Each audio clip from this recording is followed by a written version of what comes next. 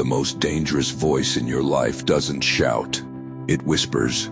It waits until the night is quiet, until the phone is down, until no one is around to distract you. Then it speaks. Not loudly, not aggressively, calmly. You're not enough.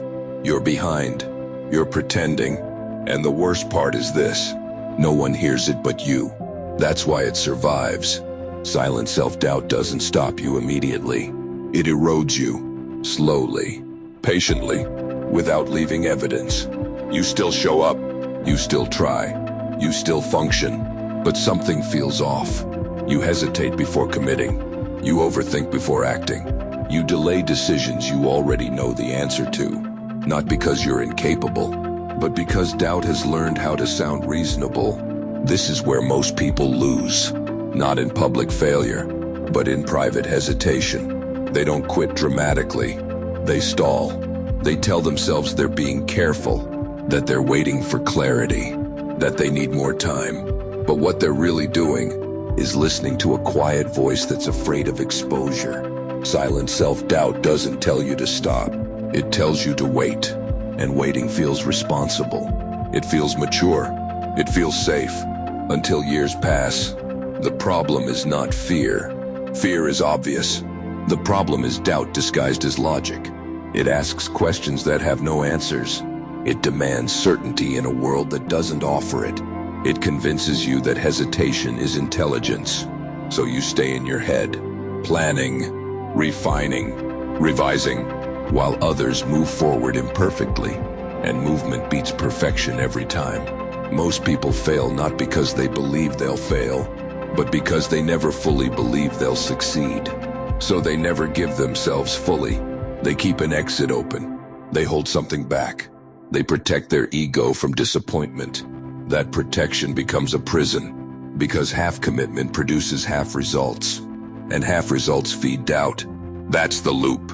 You doubt yourself, so you act cautiously, so you get weak results, which confirms the doubt, and the cycle tightens. Silent self-doubt thrives on identity confusion. You don't know who you are yet, so you question every move. You measure yourself against others. You compare timelines.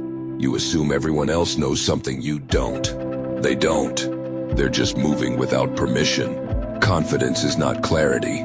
Confidence is tolerance for uncertainty. Doubt disappears when action becomes familiar, not when answers arrive. You don't think your way out of self-doubt. You act your way out. But action is exactly what doubt tries to prevent. So discipline becomes the weapon. Not motivation, not positive thinking. Discipline. Discipline doesn't argue with doubt.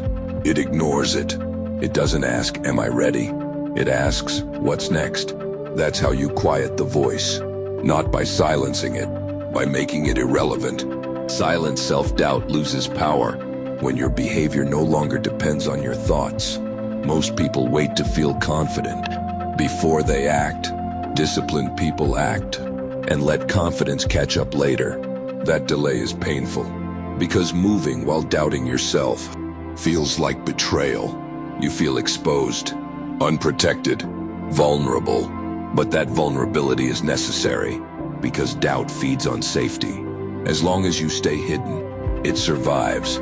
Once you step forward, it's forced to confront reality. And reality is harsher than imagination, but far less cruel. You don't need to defeat doubt. You need to outgrow it. Outgrow it through repetition, through showing up, through staying consistent when the mind questions everything. The strongest people are not the most confident. They are the most practiced. They've acted so many times under uncertainty that doubt has lost authority. It still speaks, but it's ignored, like background noise. That's the goal, not silence. Control. You will never eliminate self-doubt, but you can decide who leads. If doubt leads, you hesitate. If discipline leads, you move. And movement creates evidence. Evidence weakens doubt. Every completed action says, I didn't collapse. Every finished task says, I survived uncertainty. Over time, those small proofs accumulate, and the voice gets quieter. Not because it's gone, but because it's no longer respected. Here's the truth you need to accept. Silent self-doubt is not a sign of weakness. It's a sign you're standing at the edge of growth. People who never doubt themselves are usually staying small. Doubt appears when identity is shifting, when the old version of you is losing control. That version will resist.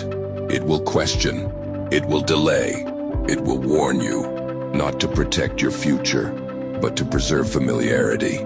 Discomfort threatens identity, so the mind fights back. Your job is not to argue. Your job is to proceed, coldly, calmly, without emotion. You don't need belief. You need structure, a plan that doesn't change, based on mood, a standard that doesn't bend, under pressure. That's how you move through doubt. Not quickly, but permanently. At night, when the voice returns, don't fight it. Let it speak. Then act anyway. That's discipline. Not loud, not dramatic. Quiet. Because every time you act, while doubting yourself, you break the loop. And eventually, you stop asking if you're capable.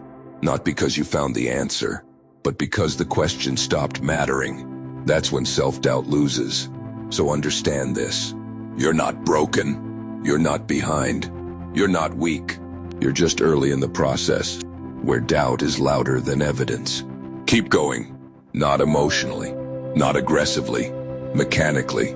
The voice will fade when your actions become consistent. Not today, not tomorrow, but inevitably. And when that happens, you won't feel confident. You'll feel stable. And stability is far more dangerous.